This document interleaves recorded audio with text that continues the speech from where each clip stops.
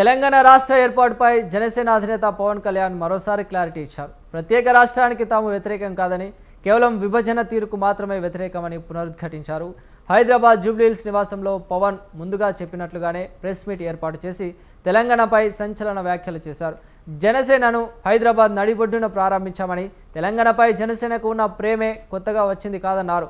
2007లో తెలంగాణ నలుమూలలా తిరిగానని, గ్రేటర్ హైదరాబాద్లో అన్ని కార్పొరేషన్లలో మువ్వెన్నెల జెండా ఎగరేశామని తెలిపారు పవన్ కళ్యాణ్.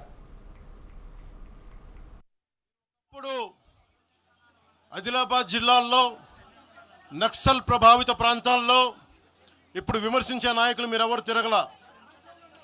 మీ సౌకర్యాల నుంచి మీరు ఎప్పుడు బయటపడలా.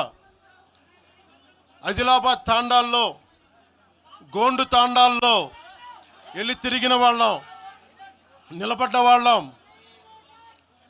అవసరమైతే గెలుస్తామో లేదో తెలియని పరిస్థితుల్లో కూడా ప్రజలకి దాహం తీర్చడానికి బోర్లు వేయించి ఆ రోజు ఓట్లు పడతాయనో, తెలంగాణ కూర్చోబెడితే తెలంగాణలో జనసేన పార్టీ ఉంటుందనో కాదు.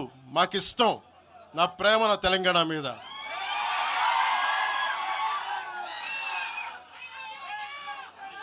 తెలంగాణకి నాకెంత ప్రేమ ఉందో, తెలంగాణకి నాకెంత ప్రేమ ఉందో నేను ప్రూవ్ చేసుకోవాల్సిన అవసరం విమర్శించే నాయకులకు లేదు. నేను మీకు చెప్పాల్సిన అవసరం కూడా లేదు.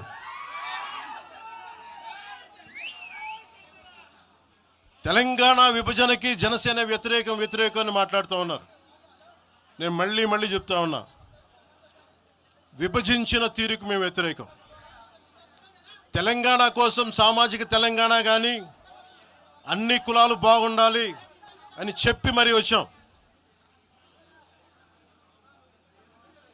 పార్లమెంటు తలుపులు మూసి తెలంగాణని ఆంధ్రాని విభజించిన తీరు మీద తప్పుని చెప్పాను తప్ప, తెలంగాణ సంస్కృతి మీద కానీ తెలంగాణ రాష్ట్ర ఏర్పాటు కానీ ఎప్పుడూ జనసేన వ్యతిరేకం కాదు. ఇది తెలంగాణ ప్రజలకి చాలా స్పష్టంగా తెలియజేస్తా ఉన్నా.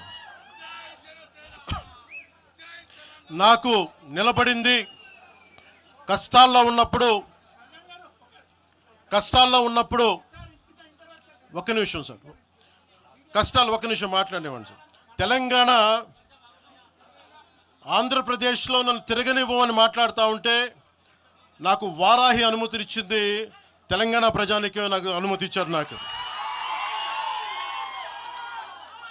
అలాగే నాకు గత వైసీపీ ప్రభుత్వం మిమ్మల్ని ఆంధ్రాలోకి అడుగు పెట్టనివ్వు అంటే కోదాడ, నల్గొండ అన్ని ప్రాంతాల నుంచి వచ్చి నాతో పాటు అండగా వచ్చారు నా తెలంగాణ అన్నదమ్ములు, జన సైనికులు.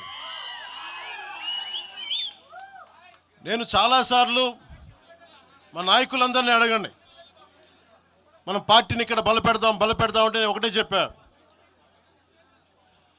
తెలంగాణ వచ్చిన ఈ సందర్భంలో మనం కూర్చోబెట్టి మాట్లాడితే ముందు అది వేరేగా వెళ్తుంది. తిరగండి, జనసేన ఆశయాలను తీసుకెళ్ళండి, ఆ రోజు సంగతి చూద్దాం. ప్రజలు కోరుకున్న మీద చూద్దాం తప్ప నాకేమి ఇక్కడ కూర్చొని ఆంధ్రప్రదేశ్లోనే అధికారం కోరుకునేవాడిని, తెలంగాణలో నేనే అధికారం కోరుకుంటాను, ఒక మార్పు తప్ప.